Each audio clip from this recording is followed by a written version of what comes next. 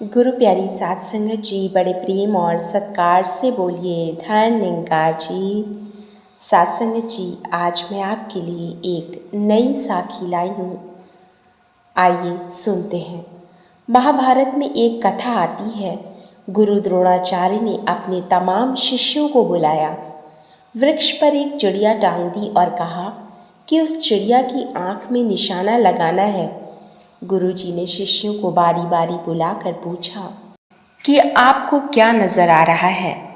सब ने कहा कि हमें वृक्ष नजर आ रहा है, चिड़िया नजर आ रही है, साथी नजर आ रहे हैं, आप नजर आ रहे हैं और सब कुछ नजर आ रहा है।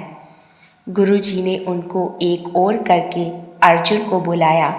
यही प्रश्न अर्जुन से पूछा तो अर्जुन ने कहा कि मुझे तो चिड़िया की आंख के अतिरिक्त और कुछ नजर ही नहीं आ रहा, मुझे चिड़िया तक भी नजर नहीं आ रही है।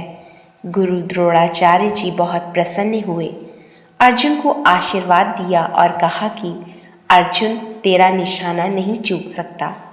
हमें भी सद्गुरु ने एक निशाना बताया है। निरंकार प्रभु परमात्मा सत्य है, बाकी सब झूठ है। यदि हमें कण कण में, हर वस्तु, हर जीव में निरंकार प्रभु परमात्मा नजर आने लगे तो हमारा निशाना चूक ही नहीं सकता। और यदि हमें हर वस्तु भी नजर आ रही है और निरंकार भी नजर आ रहा है तो निशाना चूक जाने की संभावना है। ज्ञान को इसलिए प्रकाश कहा गया है क्योंकि जिस प्रकार प्रकाश उजागर होने से अंधेरा दूर भाग जाता है, इसी प्रकार ज्ञान प्रकट होते ही अज्ञानता दूर हो जाती है। जिस प्रकार चीनी के खिलौने होते हैं, शेर, हाथी, घोड़ा आदि, जिससे चीनी के खिलौने में चीनी का ज्ञान हो जाता है, उसे फिर शेर, हाथी, घोड़े आदि नजर नहीं आते। इस प्रकार जिसे निरंकार प्रभु परमात्मा का ज्ञान हो जाता है, उसे प्रभु के अतिरिक्त और कुछ नजर ही नहीं आता।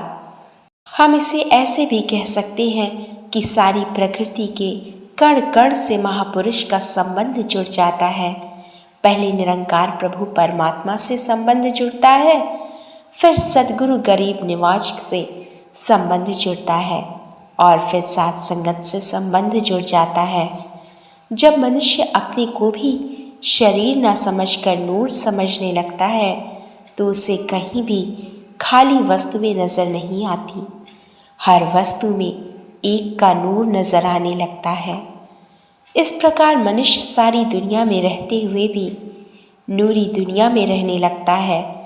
यह वही स्थिति है जिसमें मनुष्य की चाल ढाल बदल जाती है।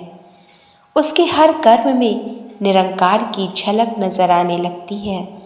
हकीकत तो यह है कि वह एक बन जाता है और एक बनने से नेक बन जाता है। उसको एक ही नजर आने लगता है, कहीं भी दो नजर नहीं आते। एक कथा आती है कि सिकंदर बादशाह कहीं से गुजर रहा था तो उसे रास्ते में एक फकीर मिला। फकीर ने बादशाह को सलाम नहीं किया तो बादशाह रुक गया। फकीर से पूछा कि क्या तुम्हें पता नहीं है कि मैं कौन हूँ?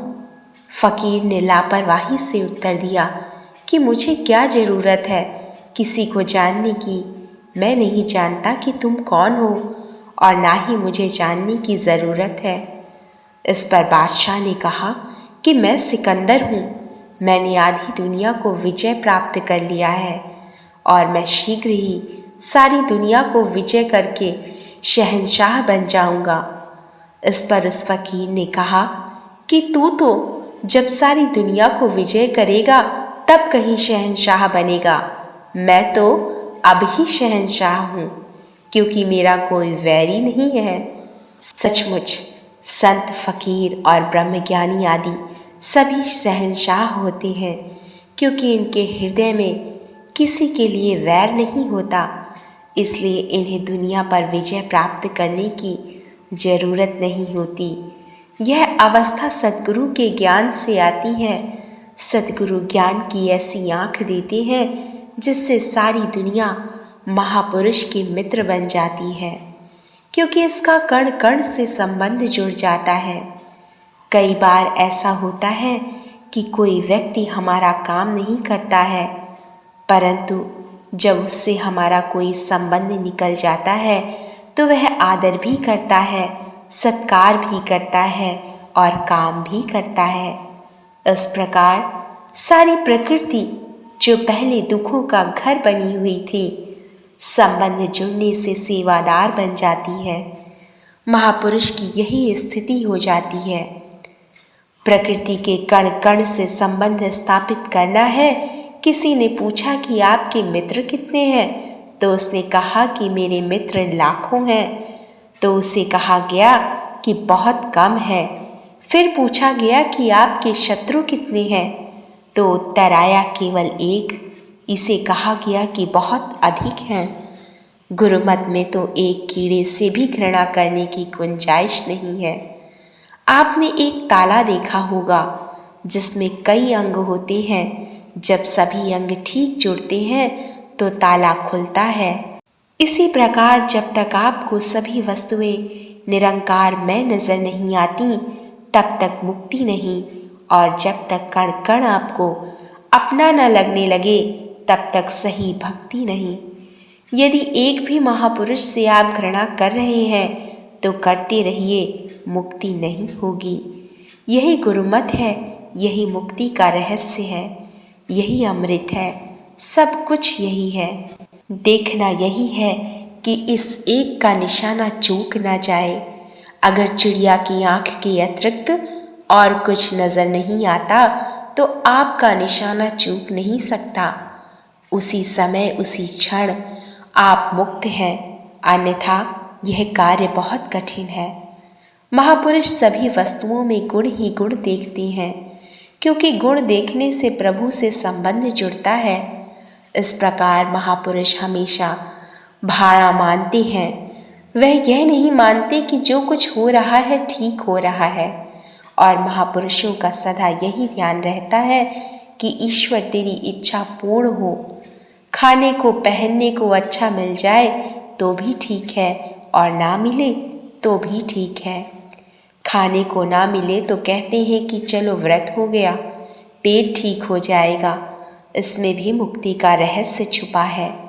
एक महापुरुष सब वस्तुओं में गुण देखते हैं। लोग हैरान थे कि यह कैसा महात्मा है। तो एक दिन वह महापुरुष को एक मरे हुए कुत्ते के पास ले गए, जहाँ बहुत दुर्गंध थी। वहाँ भी महापुरुष ने कुत्ते की प्रशंसा करनी शुरू कर दी कि देखो कितने सुंदर दांत हैं, जबकि वह कभी मंजन भी नहीं करता था।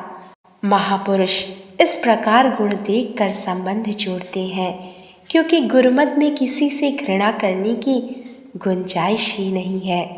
इससे निशाना चूक जाता है। सावधान, कहीं निशाना चूक न जाए।